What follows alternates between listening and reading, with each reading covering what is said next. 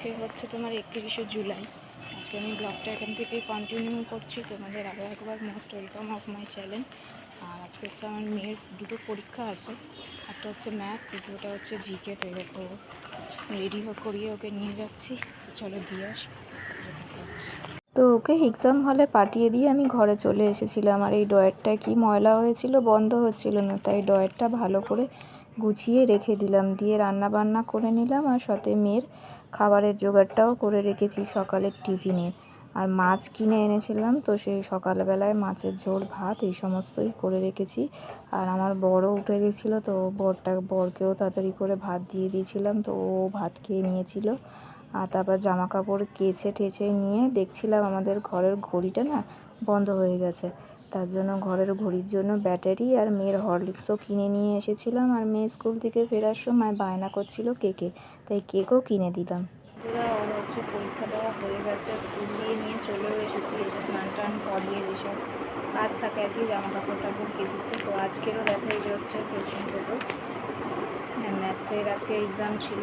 আর যেটা general knowledge যে GK যে পরীক্ষাটা হয়েছে সেটা মুখেই নিয়েছে। তো সেটাতে মানে বলছিল যে 3-4টে কোয়েশ্চেন ধরেছে, তো সেগুলো যেগুলো ধরেছে 4টে না 3টে সবকটাই ও পেরেছে। আর এই দেখো কোয়েশ্চেন পেপার, এটাও হচ্ছে আজকে 20 নাম্বার এরকম এক্সাম হয়েছে। আর যদি বলো পরীক্ষা কীরকম হয়েছে, তাহলে বলবো যে কটা অঙ্ক এসেছে সব কটাই ওকে পড়ানো। আর ও যদি ঠিক করে লিখে আনে, ঠিক করে যদি লিখে এসে থাকে, তাহলে আমি আশা করছি যে 20 নাম্বারই পাবে, 1 নম্বরও কমবে না, কারণ সব কটাই আমি করেছি। আর এটা হচ্ছিল তোমার হচ্ছে ম্যাথসের প্রজেক্টটা দেখাচ্ছি। তো তোমরা আগেই দেখেছো ভিডিওতে যে আমি একটা ঘড়ি বানাচ্ছিলাম, কারণ ওদের হচ্ছে ঘড়ির টাইম দেখে দেখে যোগ বিয়োগ আর কি এরকম টাইপের আছে। তো সেটাই করেছে আর কি, এজন্য ওদেরকে ঘড়ি বানাতে বলেছিল। তো এই ঘড়িটা হচ্ছে ও বানিয়েছে। আর এই দেখো পিছনে ওর ম্যাম সাইন করে দিয়েছে। তো এটা তো আর লাগবে না, তো এটা এখন ওর বুথ এসে নিয়ে চলে যাবে। ঠিক আছে, তো খুব ভালো হয়েছে। তো বললো এটা লাগবে না, এটা আজকেই লাস্ট এই প্রজেক্টটা ছিল। তো এটার উপরেও নাম্বার দিয়েছে আর কোয়েশ্চেন। তো আশা করছি পুরো মার্কসটাই পাবো। জিকে পরীক্ষাও খুব ভালো গেছে, আর ম্যাথ পরীক্ষাও খুব ভালো গেছে। আর বাংলা তো বলেইছিলাম, বাংলাও মোটামুটি ওই ভালোই গেছে। আর কি একটা পরীক্ষা হয়েছিল যেন ড্রয়িং পরীক্ষাও ওর খুব ভালো গেছে। তো 4টে টোটাল পরীক্ষা হলো, 4টে পরীক্ষাই খুবই ভালো গেছে। তো চলো আমি আবারও পরে ওর সাথে কথা বলি। দেখো তারপর দুপুরে মেয়েকে খেতে দিয়ে দিলাম। আর ওই কাকটা প্রতিদিনকার মতন এসে চিল্লাচ্ছে। আর তারপরে ঘড়ির ব্যাটারিটা চেঞ্জ করলাম, কারণ ঘড়িটা চলছিল না, আগেই বলেছি। আর আমার বরের অবস্থা দেখো, কবেকার পুরনো রিমোট নিয়ে রেখে দিয়েছে। হ্যাঁ, সেটারও ব্যাটারি চেঞ্জ করে দিলাম। তারপর বিকেল হয়ে গেল, রান্না করে নিলাম। এদিকে মেয়েকে খেতে দিলাম। মেয়ের শরীর আবারও খারাপ, তাই ও একদমই খেতে চাইছে না। তাই ওকে তড়িঘড়ি নিয়ে গেলাম ডাক্তারখানায়। নিয়ে গিয়ে আবারও ওষুধপত্র কিনে এনে ঠিক করলাম। আর সাথে রান্নাটাও বিকেলের করেও রেখেছিলাম। তো এইভাবেই চলছে। ওর জানি না কি হয়েছে শরীরটা।